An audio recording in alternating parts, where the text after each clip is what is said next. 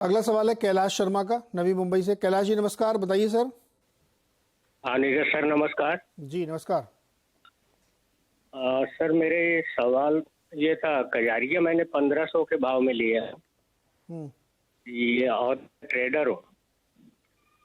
कब लिया है? ज्यादा टाइम रुकना पड़ेगा क्या? ये मैं 2-3 दिन पहले हूँ। और सर मेरे ये सुझाव है कि मेरे ख्याल से 10,000 15,000 में से एक आदमी ही शेयर मार्केट में कमा पाते हैं। हाँ। और मेरा ये सुझाव है कि इसको जो मतलब 2% से या 5% से ज्यादा कोई शेयर बढ़े नहीं, और कोई शेयर कल के बंद भाव से नीचे आए नहीं, ऐसा कर दिया जाए तो मेरे ख्याल ऐसा से कैसे हो लॉस सकता है? नहीं होएगा। क्यों नहीं हो सकता सर? कल के बंद भाव से अभी नीचे है गया, अभी ये नहीं, ये नहीं हो सकता ना सर। फ्री मार्केट का मतलब क्या कंट्री होता है? वाले अगर अभी फॉरेन कंट्री वाले अगर ऐसा कर देंगे तो अपने इंडिया में नहीं भी करेंगे। कोई सर, आप समझो ना, फॉरेन कंट्री भी कैसे कर सकती है कि कल के भाव से नीचे नहीं जाना चाहिए? ऐसा थोड़ी होता कि कोई चीज ऊपर ही ऊपर जाएगी। नहीं नहीं, ये आपका मतलब विशफुल थिंकिंग, ऐसा होगा नहीं सर। मैं आपका सवाल ले लेता हूँ। देखिए नहीं, ये जो 20% बढ़ते हैं उसको 5% कर दे। क्यों कर दे 5%? ये बताइए ना, आप क्यों 5% कर दें? नहीं, लॉस होता है ना सबको पूरा। अरे लॉस होता है तो फिर आप 15,000 समझदारी से, कैलाश जी समझदारी से ट्रेड करिए ना। फॉरेन की आप बात करें, फॉरेन की सर्किट ही नहीं होता। नहीं सर, 10-15 हजार में से एक जन मुश्किल से कमा तो पाते, भाई वो साहब, भी खाली कागज। कैलाश जी एक मिनट कागज पे सुनिए ही ना। कमा कैलाश जी पाते हैं। सुनिए, आप पहले आपने सेबी की रिपोर्ट पढ़ी बोलिए। है? 99% लोग पैसा लूज करते हैं ट्रेडिंग में, क्योंकि आप लोग, या आप लोग से मतलब जो भी लोग ट्रेडिंग करते हैं, सेबी की रिपोर्ट, मेरा व्यू नहीं है। क्यों लॉस करते हैं? क्योंकि ठीक से उसको समझते नहीं, चार्ट को रीड नहीं करते, स्टॉप लॉस नहीं लगाते, टारगेट फिक्स नहीं करते हैं, ओवर लेवरेजिंग करते हैं, उधार लेके करते हैं। तो ऐसी गलतियां आप करेंगे तो होगा ना। ये तो हमारे कहना थोड़ी, तो रिपोर्ट कह रही है। और फॉरेन में कोई सर्किट नहीं होता, तो ये रिस्ट्रिक्शन नहीं लगा के, फ्री ट्रेड हमेशा फ्री ट्रेड होता। बहरहाल चलिए, आपका कजारिया सवाल लेते हैं। क्या करना चाहिए? कजारिया में ट्रेडर है, नीचे आ गया इनके प्राइस से 50 रुपए करीब। देखिए, लकी रहे तो एक छोटा बाउंस और यहाँ मिलेगा, और पॉसिबली एक बार 1500-1520 के लेवल टेस्ट होंगे। ये प्योरली मैं इनको नेक्स्ट हफ्ते से 15 दिन के लिए बोल रहा हूँ। उससे ज्यादा इस ट्रेड में खड़े नहीं रहे। तो अगर ऊपर उछाल आ जाता है और इनको 1500-1520 के लेवल मिल जाते हैं तो अच्छी बात है, इनको थोड़ा सा शायद मुनाफा हो जाए और उस समय इनको निकलना चाहिए। नहीं तो फिलहाल के लिए भी आई थिंक इनको क्लियरली, अभी जो पीछे हमने गए हफ्ते में जो 1-2 लोज मारे अभी हमने, वो लेवल्स तकरीबन 1420 के आसपास आ रहे हैं। तो आई थिंक मुझे लगता है कि इनको 1414 पे एक स्टॉप लॉस भी रखना चाहिए। 1414 के नीचे अगर बंद आता है तो आई थिंक वैसे भी इनको इस ट्रेड में से निकलना चाहिए। बहुत ज्यादा ट्रेडिंग स्टॉक मेरे हिसाब से नहीं है। बड़े इरेटिक वॉल्यूम्स होते हैं, और दिन में कभी जब एवरेज वॉल्यूम्स देखेंगे तो 50,000, 1 लाख, 1.5 लाख शेयर्स के ज्यादा वॉल्यूम होते नहीं है इसमें। जिन मार्केटों में आज स्टॉक्स 10-10, 20 लाख के वॉल्यूम कर रहे हैं, उसमें इन्होंने ट्रेडिंग के लिए गलत स्टॉक चुना है। फिल्टर इनका प्रॉपर नहीं है। This is not a trading stock. मेरे हिसाब से ये ट्रेडिंग स्टॉक नहीं है। तो 1414 स्टॉप लॉस लगाइए, अगर उससे नीचे आता तो निकल जाइए, अगर बाउंस मिलता तो भी निकलिए। आप ट्रेडर हैं तो आपको पता ही कब निकलना है आपको। अगला सवाल है पवन जी का, जो मैसूर कर्नाटक से हमारे साथ जुड़े हैं। पवन जी नमस्कार, पूछिए सवाल सर। नमस्कार सर, मेरा उज्जीवन स्मॉल फाइनेंस के बारे में सवाल था। मेरी बाइंग प्राइस है 50 रुपीज 5 पैसे, 2000 क्वांटिटी है। 1 साल का नजरिया है मेरा। Okay perfect. सरवन जी, 1 साल के लिए उज्जीवन स्मॉल फाइनेंस बैंक इनके भाव के आसपास ही है। देखिए, यहाँ पे भी थॉट वही है कि डेटा 3-4 साल का है, और अभी उस पर्टिकुलर सेटअप में आई थिंक क्लियरली एक short to medium term up trend चल रहा है। तो आई थिंक अगर ट्रेड में है, ऑलरेडी आ गए हैं, तो ट्रेड में मेरे हिसाब से बने रहे। 44 रुपए 40 पैसे का एक स्टॉप लॉस यहाँ क्लोजिंग ओनली बेसिस पे लगाएं। आई थिंक वहां पे इसके मीडियम टर्म एवरेजेस भी फिलहाल पहुंचे हुए हैं। तो आई थिंक डिसेंट रहेगा ट्रेड। और इनको भी यही बोलूंगा कि भाई देखिए, हफ्ते 15 दिन जब आपने ट्रेडिंग के ध्यान से अगर कहीं लिया है तो आप थोड़ा हफ्ते 15 दिन के लिए रखिए इसको। और अगर किसी कारण से इन लेवल्स के नीचे जाता है तो आपको टारगेट है इनका सरवन जी 6 महीने। 6 महीने के लिए भी मैं इनको वही राय दूंगा कि 44-40 का स्टॉप लॉस, और बेस्ट केस इनको यहाँ पे मुझे लगता है कि 58-60 से ज्यादा के लेवल्स 3 से 6 महीने में भी इसके उसके ऊपर जाके टिक पाना मेरे हिसाब से अभी फिलहाल मुश्किल है। तो उन लेवल्स पे थोड़ा मुनाफा बांधने की भी कोशिश रखें, या दोबारा राय लें, आइदर ऑफ द टू कुछ करें उसमें सब। ओके चलिए, अगला सवाल है हमारे साथ नीलम जी जुड़ रही हैं टोरंटो कनाडा से। नीलम जी नमस्कार, बताइए। नमस्कार नीरज जी, मैंने 80 शेयर्स लिए थे औरोबिंदो फार्मा के 753 पे। उस वक्त कुछ ऐसे र्यूमर्स थे कि वो शायद अपनी वैल्यू अनलॉकिंग करेंगे, but I am a long term investor, मुझे I am happy to keep them. अब मुझे क्या करना चाहिए? अब वो चलने शुरू हुए हैं। ओके, और आपके प्राइस से काफ़ी ऊपर भी है इस समय, 85 रुपीज़ का आपको पर शेयर फ़ायदा भी हो रहा है। हाँ जी। जी सरवेन जी, अरविंदो फार्मा बहुत ट्रेडर्स फेवरेट रहता है ये, तो जहाँ से नीलम जी ने लिया है वहाँ से तो ऊपर आ गया है और अब मूवमेंट है इसमें। लॉन्ग टर्म इन्वेस्टर हैं, होल्ड करना चाहिए इनको लंबे समय के लिए?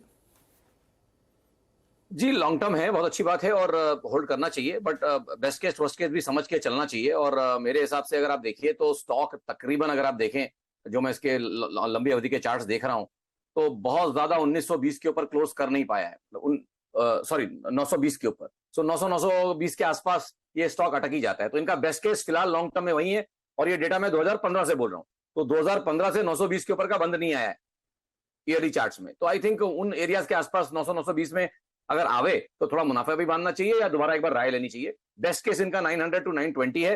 वर्स्ट केस मुझे लगता है कि अभी जो लास्ट फॉल, अभी जो शॉर्ट टर्म में डिक्लाइन हुआ था उसमें तकरीबन 660 तक गया था और वहां से इसका ब्रेकआउट हुआ। तो आई थिंक कहीं 660 का इसका वर्स्ट केस भी है। तो बड़े न्यूट्रल टेरिटरी या slightly negative long term territory में खड़े हुए हैं। तो मेरी राय तो यही रहेगी कि जब ऊपर जाए तो आई थिंक थोड़ा मुनाफा भी बांधे इसमें।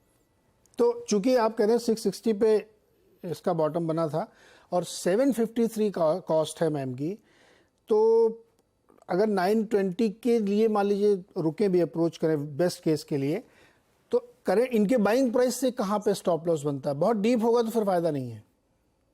जी, मैंने इनको बेस्ट केस वर्स्ट केस बताया था। 660 का ब्रेकआउट हुआ, एक छोटा सा स्विंग बना के वहां पे ब्रेकआउट हुआ था, इसके लिए मैंने वो लेवल दिए। बट या इनको ट्रेलिंग स्टॉप लॉस अपने भाव से ऊपर रखना चाहिए। आई थिंक भाव से एक 3-4% ऊपर कहीं इनको एक ट्रेलिंग स्टॉप लॉस रखना चाहिए और ट्रेड में बने रहे। बट इनको भी यही बोलूंगा कि इस ट्रेड को 1 से 3 महीने से ज्यादा ना दें। अगर 1 से 3 महीने में उन 920 का ब्रेकआउट नहीं हो रहा है तो फिर नहीं हो पाएगा, क्योंकि जो चीज 2015 से नहीं हुई, 17 में फेल हुआ, 18 में फेल हुआ, 20-21 में फेल हुआ, तो जो लेवल इसको 4-5-8 साल से रिजेक्ट करा रहा है, अगर उसका ब्रेकआउट 1 से 3 महीने में नहीं हुआ तो नहीं होगा। इसलिए इनको ऊपर में निकलने का भी ध्यान रखना चाहिए, ऐसा मैंने बोला। तो 770 के आसपास स्टॉप लॉस? जी, आई थिंक फेयर रहेगा। 770 के आसपास स्टॉप लॉस रखें, फेयर रहेगा। तो नीलम जी 770 रुपए का प्राइस याद रखिएगा, ये आपका स्टॉप लॉस है। अभी करंट प्राइस से अगर वो गिरते गिरते 770 तो आपको एग्जिट लेना है, अदरवाइज आप इसको होल्ड करिए और जब ये 900 के ऊपर जाए तो आपको प्रॉफिट बुक करके निकलना है, क्योंकि सरवेन जी कह रहे हैं कि ये बहुत बार ट्राई कर चुका है लेकिन उससे ऊपर जा नहीं पाता है। तो इस ट्रेड से फिर आप निकल जाइएगा। अभी आप प्रॉफिट में, इसलिए स्टॉप लॉस जरूर ध्यान रखिएगा। Thank you very much. जी चलिए एक छोटा सा ब्रेक के बाद कॉलर और सवाल लेंगे।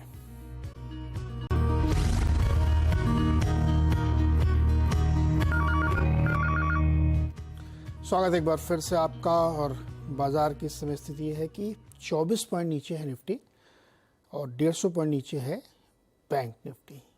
सेंसेक्स भी नीचे आ गया। इंटरेस्टिंगली मिड कैप बिल्कुल फ्लैट हो गया है, थोड़ा ऊपरी स्तर से दबाव बना है, बिल्कुल एकदम 3-4 पॉइंट ऊपर है मिड कैप भी। और एडवांस डिक्लाइन भी अब बहुत अच्छा नहीं रह गया है, लगभग 1:1 पे आ गया है। खैर चलिए अगले सवाल को लेते हैं हम लोग। हमारे साथ विश्वभूषण जी जुड़ रहे हैं भुवनेश्वर से, उड़ीसा से। बताइए विश्व जी, क्या सवाल है आपका?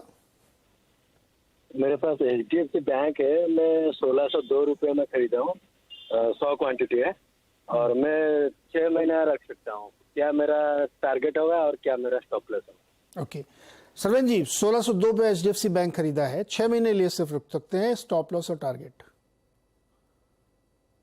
देखिए, थॉट इनको भी यही दूंगा कि अब 6 महीने के लिए इन्होंने ट्रेड लिया, लेकिन 3 साल के हाई पे लिया है। 3 साल से 1650-1700 के ऊपर नहीं जा पा रहा है और ये तीसरा साल है। 2021 के आसपास जब गया था 1725, उसके बाद से जा नहीं पा रहा है।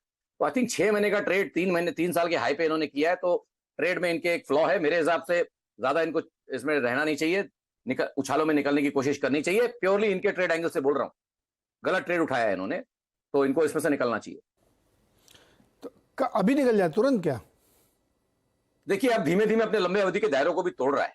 ये वो लार्ज कैप स्टॉक्स में से अब जो बिल्कुल blue chip, rarest of the bluest of blue blood जिसको बोलते हैं, वो 200 डे मूविंग एवरेज अब तोड़ रहा है, जो कि एक फिल्टर है कि बाजार बुल मार्केट में है कि बेयर मार्केट में है। तो लास्ट 15 दिन से अपने 200 डे मूविंग एवरेज से मोटा मोटी मेरे हिसाब से नीचे है।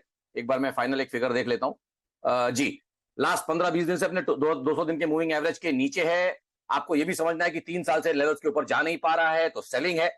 इतने बड़े स्टॉक को रोकने के लिए फिजिकल सेलिंग चाहिए होती है, और इतना बड़ा एक इवेंट भी पीछे गया कि एक बहुत बड़ा मर्जर हुआ। तो इन सब चीजों को मद्देनजर रखते हुए जब अब ये अपना 200 दिन का एवरेज तोड़ रहा है, तो कम से कम 6 से 12 महीने के लिए डिक्लाइन में जाएगा। बनस्पत की अपना 200 एवरेज तब तक रिगेन नहीं करता है। तो आई थिंक 200 टेक्निकल में, एंगल से इनका जी, अगर 200 डी में टूटता है जैसे जनरली किसी स्टॉक का, तो फिर काफी डीप कट होता है क्या? जी, in terms of time and price देखिए, हम यहां से बोलेंगे कि अगर ये रीडिंग्स स्थिर रह जाती हैं और स्टॉक इसके नीचे रह जाता है तो लॉन्ग ओनली फंड्स की सेलिंग शुरू हो जाएगी। जो लोग 200 डे मूविंग एवरेज का मार्कर रखते हैं वो लॉन्ग ओनली फंड्स की ऑटोमेटिक बाय डिफॉल्ट, आजकल सब एल्गो से चलता है सर, आपको भी मालूम है, सिस्टम्स काफी सारे अब काम करने लगे हैं। तो 200 दिन के नीचे आदमी का पेशेंस टेस्ट होता है, 1 दिन 2 दिन 4 दिन, अब यहाँ मोटा मोटी 15 सेशंस हो चुके हैं। धीमे धीमे ग्रेजुअली सारे सिस्टम सेल में आने लगेंगे स्टॉक में, और वैसे भी बहुत ओन स्टॉक है, वो बेट स्टॉक रहा है हिस्टोरिकली, तो धीमे धीमे इसी में सेलिंग आती रहेगी। और भाव कितना गिरेगा वो तो हम देखेंगे, बट मान के चलिए कि 6-12 महीने ऊपर नहीं आएगा स्टॉक 200 मूविंग एवरेज से। तो विश्वा जी, मतलब आप इसमें फिर अब इसमें आप निकलने की कोशिश करिए, अगर कोई बाउंस मिलता है तो आप इसमें निकलिए, क्योंकि 200 डे मूविंग एवरेज के नीचे अगर ये स्टॉक ट्रेड करे लंबा समय दे दिया तो फिर लॉन्ग ओनली फंड्स भी अनवाइंड करने के लिए आ जाएंगे। चलिए, अगला सवाल है मिलन पटनायक का, पश्चिम बंगाल से हमारे साथ जुड़े। मिलन जी नमस्कार, बताइए सर। नमस्कार सर, मेरे पास टाटा कॉफी के शेयर है 250 के बाइंग प्राइस पे 1580 शेयर है, तो लॉन्ग टर्म का व्यू है, तो क्या करना, इसका टारगेट क्या होगा? सर जी 250 पे लिया है, 246.75 है अभी, इनके प्राइस के आसपास ही है टाटा कॉफी जी। क्या राय बनती है? देखिए, फिलहाल तो बहुत बढ़िया एक कंसोलिडेशन चल रहा है, साइडवेज एक बढ़िया कंसोलिडेशन चल रहा है, तो मान के यही चलेंगे इस तरह के consolidation usually 6 out of 10 7 out of 10 usually ऊपर ब्रेकआउट होते हैं जिस तरह का सेटअप बन रहा है। तो आई थिंक थॉट यही है कि एक ब्रेकआउट यहाँ पे डेफिनेटली इनका एक पेंडिंग है, पॉसिबल है, वो आ सकता है, बट उस ब्रेकआउट के खेलना चाहते हैं तो उसके टारगेट्स देखने पड़ेंगे। तो उसके टारगेट्स मुझे लगता है कि मेरे हिसाब से 265 270 है, तो यहाँ से तकरीबन इनको 25-1 रुपया और कमाने के लिए है, तो मेरे हिसाब से इनको 10 रुपए 12 रुपए के आसपास कहीं स्टॉप लॉस भी लगाना पड़ेगा, और वो मेरे हिसाब से तकरीबन यहाँ आता है 232 के नीचे। तो आई थिंक कहीं एक 232 का 232 के आसपास या 231.80 का एक स्टॉप लॉस लगाएं यहाँ पे, और मेरे हिसाब से ट्रेड में बने रहें। 270 आए तो आई थिंक प्रॉफिट बुक करना चाहिए। ओके, 270 प्रॉफिट बुक करिए और 10 रुपए नीचे करिए आसपास स्टॉप लॉस लगाइएगा, इसमें मिलन जी ध्यान रखिएगा। एक और सवाल लेते हैं फटाफट। गोपा बंधु साहू राउरकेला उड़ीसा से हमारे साथ जुड़ रहे हैं। साहू जी बताइए क्या सवाल है आपका? मैं पूछ रहा था, मेरा 500 का शेयर है, 128 लिए हैं, भी होल्ड करें कि रखें? 120, ये इसको सही करिए प्लेट को, 128 पे लिया आपने आरवीएनएल? हाँ सर एकदम टॉप पे ही है आपका भी। 128 पे आरवीएनएल सरवेन जी, 130 पे चल रहा है अभी। देखिए, ये भी साइडवेज कंसोलिडेट हो रहा है लास्ट 3-6 महीनों से, और इसमें आई थिंक एक कॉर्पोरेट एक्शन भी हुआ। आई थिंक यहाँ पे स्टॉक्स क्वांटिटी में बेचे भी गए, तो आई थिंक यहाँ पे मेरे हिसाब से अब ये रेंज ही है 120 से लेके 140 की, उसके अपर एंड की तरफ कहीं पहुंच रहा है। तो बहुत ज्यादा अभी इसमें जब तक 145 का जब तक ब्रेकआउट नहीं होता है तब तक मुझे नहीं लगता कि नया कुछ इसमें ट्रैक्शन डेवलप होगा। सो आई थिंक मेरे हिसाब से तो उछालों में जब 140-145 की रेंज में पहुंचे अगर, तो इनको निकलना चाहिए, और इन द मीन टाइम 120 के नीचे कहीं इनको 118 रुपए 40 पैसे पे इनको एक क्लोजिंग ओनली स्टॉप लॉस भी रखना चाहिए, और फिलहाल ट्रेड में बने रहे। बट एक इनको भी यही बोलूंगा, हफ्ते 15 दिन के लिए, उसके बाद चाहे व्यू ले ले चाहे एग्जिट कर ले।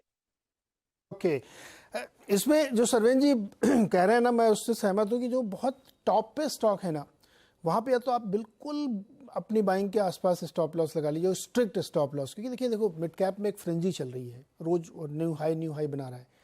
तो मैं बिल्कुल नहीं चाहूँगा कि आप किसी भी लेवल पे आपको नुकसान हो, इसलिए हम लोग ये राय बार बार देते हैं कि जो टॉप पे स्टॉक है वहाँ पे अगर आप ले रहे हैं, वो मोमेंटम को चेस कर रहे हैं, तो स्टॉप लॉस बहुत स्ट्रिक्टली लगाएं और छोटे छोटे प्रॉफिट बुक करते रहें, जिससे कि आप फंसे ना इन स्टॉक्स में।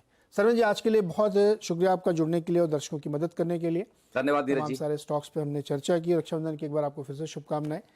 और बाजार मेरा इस समय निफ्टी 25 पॉइंट नीचे आ गया है 19,320 पर। मिड कैप अभी भी ग्रीन में है, लेकिन ऊपर से वो भी नीचे आया है। बता दें कि मनी कंट्रोल पर दिए गए विचार एक्सपर्ट्स के अपने निजी विचार होते हैं। वेबसाइट या मैनेजमेंट इसके लिए उत्तरदायी नहीं है। यूजर्स को मनी कंट्रोल की सलाह है कि कोई भी निवेश निर्णय लेने से पहले सर्टिफाइड एक्सपर्ट की सलाह लें।